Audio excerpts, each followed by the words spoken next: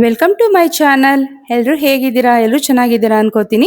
ಯಾರಾದರೂ ನನ್ನ ಚಾನಲ್ನ ಸಬ್ಸ್ಕ್ರೈಬ್ ಮಾಡದೆ ನೋಡ್ತಾ ಇದ್ರೆ ಸಬ್ಸ್ಕ್ರೈಬ್ ಮಾಡ್ಕೊಂಡು ನೋಡಿ. ಬನ್ನಿ, ಚಳಿಗೆ ರುಚಿ ರುಚಿಯಾದ ಉಪ್ಸಾರು ಮುದ್ದೆ ಹೇಗೆ ಮಾಡೋದು ಅಂತ ನೋಡ್ಕೊಳ್ಳೋಣ. ದಂಟಿನ ಸೊಪ್ಪಿನ ಉಪ್ಸಾರು ಮಾಡೋದು ಮತ್ತು ಮುದ್ದೆ ಮಾಡೋದು ಹೇಗೆ ಅಂತ ನಾನು ಹೇಳ್ಕೊಡ್ತೀನಿ. ಮೊದಲಿಗೆ ಒಂದು ಪಾತ್ರೆ ತಗೋಬೇಕು. ಪಾತ್ರೆಗೆ ನೀರು ಹಾಕಿ ಬಿಸಿ ಆಗೋದಕ್ಕೆ ಇಡಬೇಕು. ಬಿಸಿ ಆದಮೇಲೆ ತೊಗರಿ ಬೇಳೆನ 1 ಕಪ್ ತೊಗೊಂಡಿದ್ದೀನಿ ನಾನಿಲ್ಲಿ. ತೊಳ್ಕೊಂಡು ಅದನ್ನು ಹಾಕ್ಕೊಂಡು ಬೇಯಕ್ಕಿಟ್ಟಿದ್ದೀನಿ. ಅದ್ರ ಜೊತೆಗೇನೆ 2 ಟೊಮೆಟೊನ ಕಟ್ ಮಾಡಿ ಹಾಕ್ಕೊಂಡು ಬೇಯಿಸ್ಕೊತೀನಿ. ಯಾಕಂದರೆ ಉಪ್ಪು ಸಾಂಬಾರಿಗೆ ಟೊಮೆಟೊ ರುಬ್ಬಿ ಹಾಕಿದ್ರೆ ತುಂಬಾ ಚೆನ್ನಾಗಿರುತ್ತೆ ಟೇಸ್ಟು. ಹಂಗಾಗಿ ಸೊಪ್ಪು ಕೂಡ ನಾನಿಲ್ಲಿ ಕಟ್ ಮಾಡಿ ಇಟ್ಕೊಂಡಿದ್ದೀನಿ. ಸೊಪ್ಪು ಕಟ್ ಮಾಡಿ ಇಟ್ಕೊಂಡಿದ್ದೀನಿ. ಜೊತೆಗೆ ಬೇಳೆ ಕೂಡ ಬೇಯ್ತಾ ಇದೆ. ಬೇಳೆ ಬೇಯೋ ಜೊತೆಗೆ ಇವಾಗ ನಾನಿಲ್ಲಿ ಮೆಣಸಿನ್ಕಾಯಿನ ಹುರ್ಕೊತೀನಿ ಖಾರಕ್ಕೆ.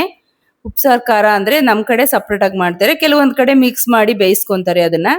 ಆದರೆ ನಮ್ಮ ಕಡೆ ನಾವೆಲ್ಲ ಸ್ವಲ್ಪ ಖಾರ ಸಪ್ರೇಟು, ನೀರು ಸಪ್ರೇಟು ಆ ಥರ ಮಾಡ್ಕೊತೀವಿ. ಸೊ ಇವಾಗ ಮೆಣಸಿನ್ಕಾಯಿನ ಹುರ್ಕೊಳ್ಳೋಣ. ಖಾರಕ್ಕೆ ಎಷ್ಟು ಬೇಕು ಅಷ್ಟು ಖಾರಕ್ಕೆ ಹಾಕ್ಕೊತಾ ಇದ್ದೀನಿ. ಹಾಕ್ಕೊಂಡು ನಾನಿಲ್ಲಿ ಮೆಣಸಿನ್ಕಾಯಿನ ಹುರ್ಕೊತೀನಿ.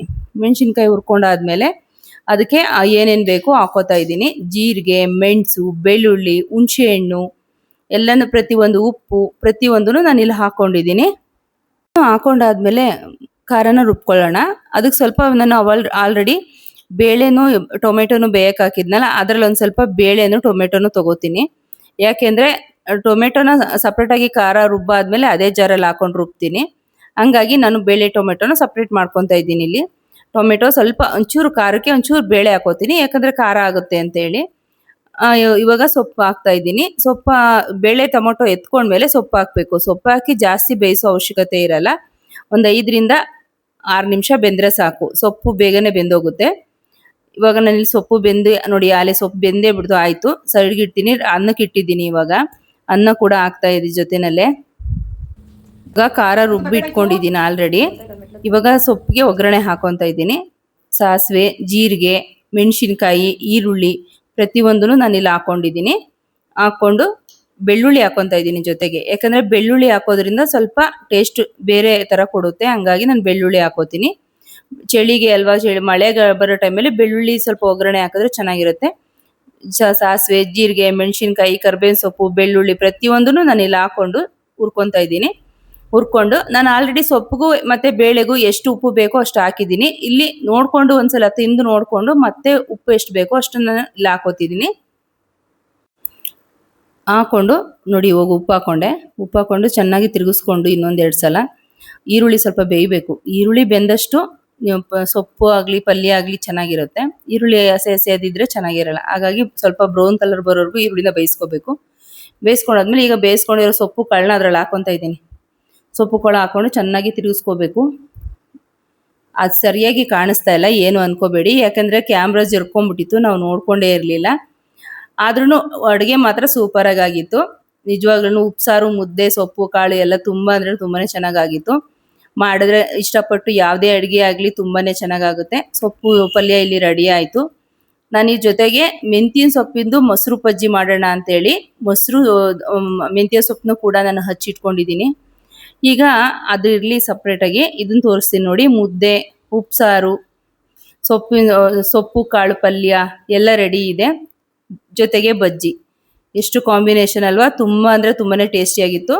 ಸೊ ನಾನು ಇವಾಗ ಮತ್ತೆ ಮೆಂತ್ಯ ಸೊಪ್ಪು ಕಟ್ ಮಾಡಿ ಇಟ್ಕೊಂಡಿದ್ನಲ್ಲ, ಆ ಮೆಂತ್ಯ ಸೊಪ್ಪನ್ನ ಯಾವಾಗೂ ಮೆಂತ್ಯ ಸೊಪ್ಪನ್ನ ಬರೀ ಬಾತು ಅದು ಇದು ಮಾಡ್ಕೊಂಡು ತಿನ್ನೋದಕ್ಕಿಂತ ಈ ಥರ ಮೆಂತ್ಯ ಸೊಪ್ಪೊಂದು ಮೊಸರು ಬಜ್ಜಿ ಥರ ಮಾಡ್ಕೊಂಡು ತಿಂದರೆ ತುಂಬಾ ಚೆನ್ನಾಗಿರುತ್ತೆ. ನೋಡಿ, ನಾನು ಹಿಂಗೆ ಮಾಡೋದು ಹೇಳ್ಕೊಡ್ತೀನಿ. ಸಾಸಿವೆ, ಜೀರಿಗೆ ಮತ್ತು ಬೆಳ್ಳುಳ್ಳಿ ಹಾಕ್ಕೊಂಡು ಚೆನ್ನಾಗಿ ಇದು ಮಾಡ್ಕೋಬೇಕು.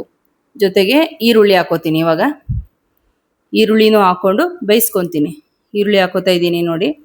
ಈ ಸಾಸಿವೆ, ಜೀರಿಗೆ, ಬೆಳ್ಳುಳ್ಳಿ ಸ್ವಲ್ಪ ಬಾಡಿದ್ಮೇಲೆ ಈರುಳ್ಳಿ ಹಾಕ್ಕೊಂಡು ಬಾಡಿಸ್ಕೋಬೇಕು. ಚೆನ್ನಾಗಿ ಬಾಡಿಸ್ಕೋಬೇಕು. ಈರುಳ್ಳಿ ಕೂಡ ಚೆನ್ನಾಗಿ ಬೇಯಬೇಕು. ಈರುಳ್ಳಿ 5 ನಿಮಿಷ ಬೆಂದ ನಂತರ ನಾನಿಲ್ಲಿ ಅರಿಶಿನ ಪುಡಿ ಹಾಕೋತಾ ಇದ್ದೀನಿ. ಕೆಂಪು ಮೆಣಸಿನ್ಕಾಯಿ ಪುಡಿ, ಗರಂ ಮಸಾಲ, ಧನಿಯಾ ಪುಡಿ ಪೂರ್ತಿ ಎಲ್ಲ ನಾನು ಸ್ವಲ್ಪ ಹಾಕ್ಕೊತಾ ಇದ್ದೀನಿ. ಜಾಸ್ತಿ ಹಾಕ್ಕೊತಿಲ್ಲ, ಎಷ್ಟು ಬೇಕಷ್ಟು. ನಮ್ಮ ಮನೆಗೆ ಖಾರ ಎಷ್ಟು ಬೇಕಷ್ಟು ಹಾಕೋತಾ ಇದ್ದೀನಿ. ಅದ್ರ ಜೊತೆಗೆ ಇವಾಗ 1 ಕಟ್ ಅಳತೆಯಲ್ಲಿ ಮೆಂತ್ಯ ಸೊಪ್ಪನ್ನು ಕೂಡ ಹಾಕ್ಕೊಂಡು ಚೆನ್ನಾಗಿ ಬೇಯಿಸ್ಕೊತೀನಿ. ಎಣ್ಣೆಲೆ ಚೆನ್ನಾಗಿ ಬೇಯಬೇಕದು. ಮೆಂತ್ಯ ಸೊಪ್ಪು ಕಹಿ ಎಲ್ಲ ಹೋಗಬೇಕು ಅಂದರೆ ಅದು ಚೆನ್ನಾಗಿ ಬೆಂದು ಎಣ್ಣೆ ಬಿಟ್ಕೋತಾ ಇದೆ ಅನ್ನೋವಾಗ ಆಫ್ ಮಾಡಬೇಕಾಗುತ್ತೆ. ಅಲ್ಲಿವರೆಗೂ ಚೆನ್ನಾಗಿ ಸಣ್ಣ ಊರಿನಲ್ಲೇ ಬೇಯಿಸ್ಕೋಬೇಕಾಗುತ್ತೆ. ಅದನ್ನು ಬೇಯಿಸ್ಕೊಂಡು ಅದನ್ನು ಸಪ್ರೇಟಾಗಿ ಆರಿದ್ಮೇಲೆ ಅದನ್ನು ರುಬ್ಕೋಬೇಕಾಗುತ್ತೆ.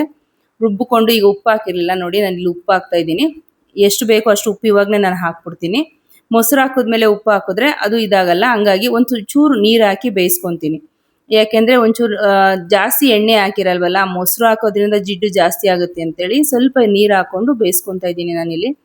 ಇದು ಬೇಯಿಸ್ಕೊಂಡು ತಣ್ಣಗಾದ್ಮೇಲೆ ರುಬ್ಕೋಬೇಕು. ಇದನ್ನ ಮಿಕ್ಸಿ ಜಾರಲ್ಲಿ ಹಾಕಿ ರುಬ್ಬಿಕೊಂಡ್ರೆ ತುಂಬಾ ಅಂದರೆ ತುಂಬಾ ಟೇಸ್ಟ್ ಇರುತ್ತೆ. ಒಂದ್ಸಲ ಮಾಡಿ ನೋಡಿ, ಚಪಾತಿಗೆ, ದೋಸೆಗೆ, ರೈಸ್ಗೆ ಎಲ್ಲದಕ್ಕೂ ಸೆಟ್ ಆಗುತ್ತೆ. ಸೊ ನಾನು ಅದನ್ನು ಕೂಡ ಇಲ್ಲಿ ಮಾಡ್ತಾ ಇದ್ದೀನಿ ನೋಡಿ.